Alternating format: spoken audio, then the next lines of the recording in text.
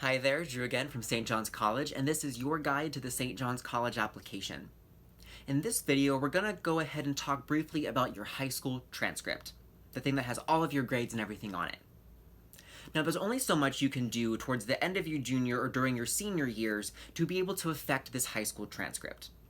So we're going to go ahead and talk about the things that we'll look at and the ways that we'll evaluate your high school transcript. I do want to start with something we're not going to give much consideration to, and that is your GPA. Your GPA, much like test scores, is maybe not always the best indicator of how you are as a student. GPAs can also widely vary in how they're calculated. Students might have the exact same classes and the exact same grades, but one student's GPA might be a 3.5 and the other could be a 3.9 or a 4.0. So we're not going to look at that number and assume that that's reflective of all the coursework you've done. What we are going to look at, though, is firstly how difficult your classes are. Do you have IB, AP, honors classes, things like that? And we're going to evaluate this in the context of your school. So we know, for example, if your school does not offer IB classes or AP classes, we're not going to see any on your transcript, right? It'd be a little bit absurd if we were like, hey, totally, make sure you have AP classes, even if your school doesn't offer them. Seems a little bit unfair, right?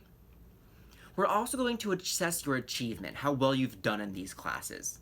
Do you have A's and B's, or do you have some C's and D's? And if you do, what classes might those be in? Do we see something of a lower achievement rate in mathematics as opposed to history or vice versa, right? And finally, we're going to look at trends in both of these factors. And by that I mean what changes between your first year of high school and your junior year of high school and to the courses you're taking in your senior year of high school. Do they get more difficult? Do they stay the same difficulty? Do they get easier, maybe? And then also, what happens to your grades when these changes happen?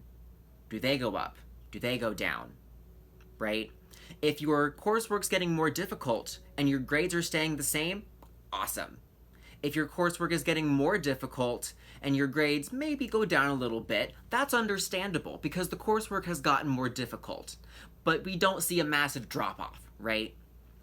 So these are a lot of the things that we're going to be looking at. The difficulty, the achievement you've had in those classes, and trends that might be associated with those throughout the transcript. So it is a very holistic look at your transcript. We're not just going to say, oh, look, the student has a 4.0 and move on with our lives, right? We want to know what in that transcript shows how you've done as a student, because that number is probably not going to be reflective of that for all students. So in this section, we talked a little bit about how your transcript might look and what we might be looking at when we're evaluating it for your application. And if you have any questions or want to talk more one-on-one about some specific concerns you might have about your high school transcript, definitely, as always, talk to your admissions counselor in the link below. You can get their contact information. Next time, we're going to talk about your personal statement, that thing that you will write for us if you are applying through the Common App or the Coalition application. We'll give you some helpful tips and tricks on what do you write it about, what do we want to see, and what makes a great personal statement. Until then, peace!